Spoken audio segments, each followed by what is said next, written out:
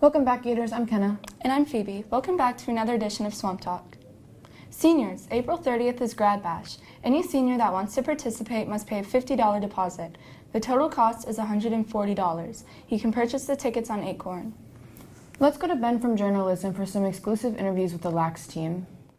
Lacrosse does not get the recognition it deserves. Despite that, there are many fans, players, and coaches that enjoy many things about lacrosse. Growing up, Jeff Dudley didn't have the option to play lacrosse, but now he coaches. I like a lot of things about coaching lacrosse. Lacrosse is like a combination of several sports to me. You got some basketball, some ice hockey, a little bit of soccer thrown in there as well. Growing up, I was a huge ice hockey player. Lacrosse was not an option for me, unfortunately. So I love the opportunity to spread this wonderful game and get these boys an opportunity to play it. When playing any sport, you always have to practice and work on your skills. After all, you don't just get good out of nowhere. In lacrosse, a team needs to know how to pass, shoot, defend, and have good teamwork. For some things that we're doing to get better, our teammates, we're starting to pass a lot more. Passing is basically, it's the basics of lacrosse. You have to know how to pass to play the game. So we try to focus on the basics. Shooting, we do some shooting, usually at the end of practices because, we all need to learn how to shoot as well to score goals.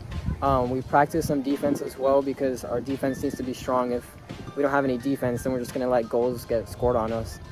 All that hard work pays off in the regular season. This year, our players have been more committed than ever to the sport of lacrosse. This season, we expect a positive record, and come game day, we will look like a professional team. We have very high expectations for this season. We're in year number 3 of the program. I've been coaching ever since we started, and we're just kind of building each year. And when we started the program, we had a bunch of sophomores, so this is their senior year. We're expecting big things. We're expecting to get a handful of wins, and quite honestly, we should have a winning record by the end of the season. So we have big hopes for the year.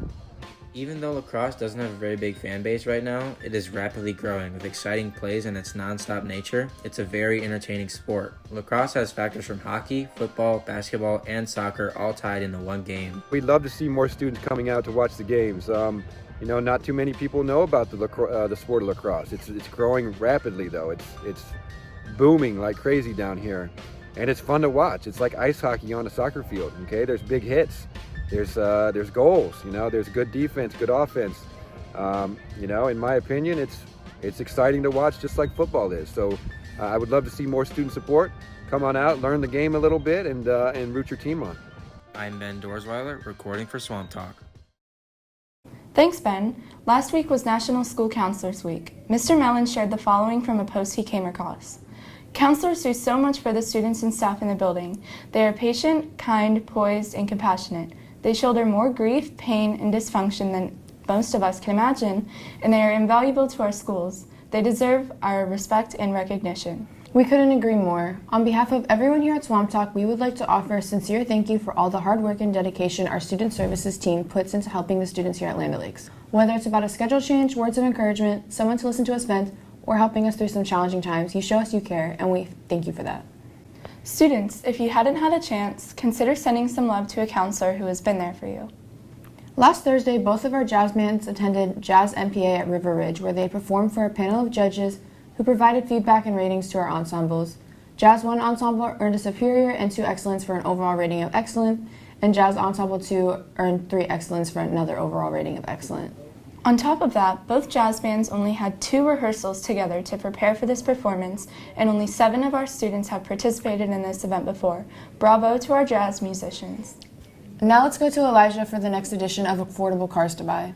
What's up, Gators? Welcome back to the 4th edition of Big Brain.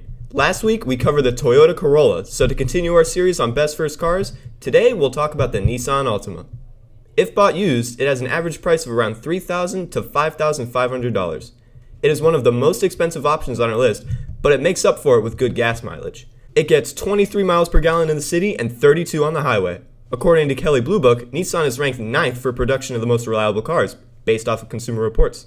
However, consumers frequently report problems with its transmission, which doesn't use gears like most transmissions do. That's all for today, Gators. Tune in next week for another edition of Big Brain.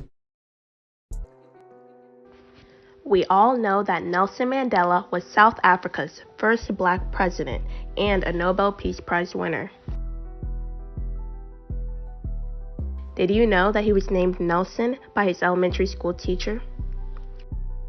July 18th is known as Nelson Mandela Day, to remember his tireless efforts to campaign for human rights. In 1952, he set up the first Black-owned law firm in Johannesburg.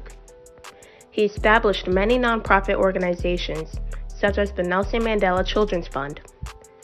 Although he passed away at the age of 95 due to a lung infection, his legacy still lives on.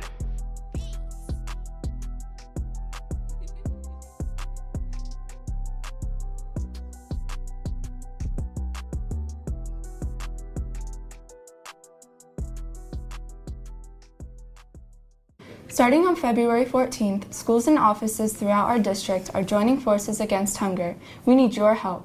Our school is joining others in Land O'Lakes to support Pineview Middle School. Your efforts are essential to make sure that the pantry at Pineview is stocked with items before leaving for spring break. Drop off non-perishable food, plastic bottles, cans, or juice boxes at school during normal operating hours through February 25th. That's all for today, Gators. Tune in next Friday for another edition of Swamp Talk.